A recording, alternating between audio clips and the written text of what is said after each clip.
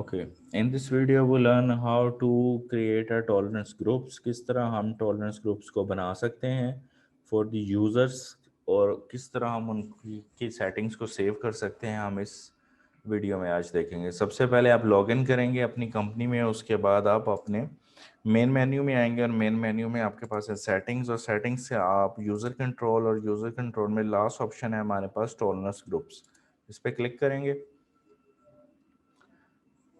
इस पर क्लिक करने के बाद ऑलरेडी जो क्रिएटेड होंगे वो आपको यहाँ मेन लिस्ट व्यू स्क्रीन पे नज़र आ रहे होंगे। अगर आप by the way new create करना चाहते हैं तो आप न्यू पे क्लिक कर सकते हैं।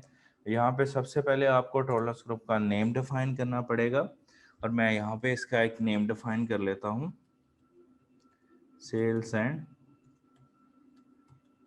परचेस के नाम से मैं इस टॉलरेंस ग्रुप को सेव कर लेता हूँ।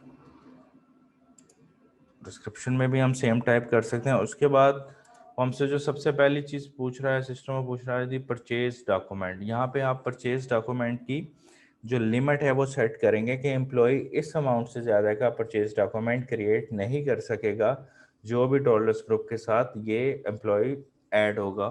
तो यहाँ पे फॉर एग्जांपल अगर हम 10,000 की लिमिट रख देंगे तो 10,000 से ज़्यादा का परचेज डॉक्यूमेंट परचेज एम्प्लॉय जो है वो नहीं क्रिएट कर सकेगा। उसके बाद सेकंड ऑप्शन है हमारे पास अमाउंट राइट ऑफ लिमिट। तो इसके अंदर आप राइट ऑफ की लिमिट सेट कर सकते हैं कि कितने परसेंट की वो परचेज इनवॉइस में अमाउंट को राइट ऑफ कर सकता है। उसे आप एज ए परसेंटेज भी सेट कर सकते हैं और एज ए फिक्स अमाउंट भी आप सेट कर सकते हैं, it's up to you.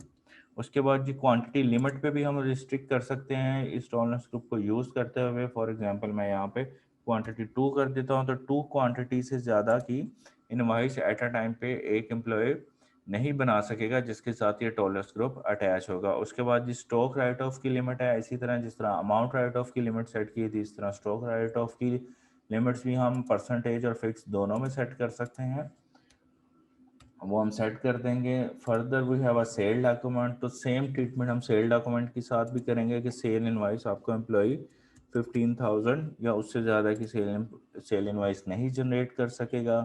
Further right of की क्या लिमिट आपने सेट करनी है वो आप यहाँ पे बता सकते हैं, कितनी क्वांटिटी तक की सेल इनवाइस जो है वो आपका एम्प्लॉय जनरेट कर सके, तो वो भी आप यहाँ पे बता सकते हैं। इस क्वांटिटी से ज़्यादा पे सिस्टम उसको ब्लॉक करेगा और सेल इनवॉइस जनरेट नहीं करने देगा। फर्दर आपके पास राइट ऑफ स्टॉक की भी लिमिट अवेलेबल है, परसेंटेज और फिक्स बोथ में, तो वो भी आप यहाँ पर उसको बता सकते हैं। इसके बाद नीचे हमारे पास पेमेंट और रिसीट्स के डॉक्यूमेंट हैं, this is for purchase invoice, और परचेज इनवॉइस के बाद जब उसकी पेमेंट होगी तो पेमेंट के अंदर भी वो कितनी अमाउंट तक की पेमेंट ले सकता है, उसकी कितनी की वो ट्रांजैक्शन कर सकता है पेमेंट की, वो वहाँ से आप इसको भी सेट कर सकते हैं। फॉर एग्जांपल 5,000, तो 5,000 से ज़्यादा की पेमेंट सिस्टम अलाउ नहीं करेगा यूज़र को अगर उसके साथ ये टॉलरेंस ग्रुप अटैच होगा। इसी तरह ही अगर पेमेंट के अंदर कोई अमाउंट डिफरेंस आ रहा है, तो पैसे कम हो रहे हैं, तो उसकी क्या लिमिट और परसेंटेज आपने सेट करनी है वो भी आप यहाँ पे फिक्स में भी सेट कर सकते हैं और परसेंटेज पे भी कर सकते हैं। सेम ट्रीटमेंट रिसीट के साथ है कि सेल इनवॉइसेस की जो रिसीट होंगी वो कितनी अमाउंट तक वो कलेक्ट कर सकता है या जनरेट कर सकता है, फॉर एग्जांपल 20,000, और उसकी डिस्काउंट वो कितना अलाउ करेगा सिस्टम उसको कि किस आपका यूज़र किस लिमिट तक के लिए डिस्काउंट दे सकता है सेल और परचेज इनवाइस के अंदर, वो भी आप यहाँ परसेंटेज और फिक्स दोनों में सेट कर सकते हैं।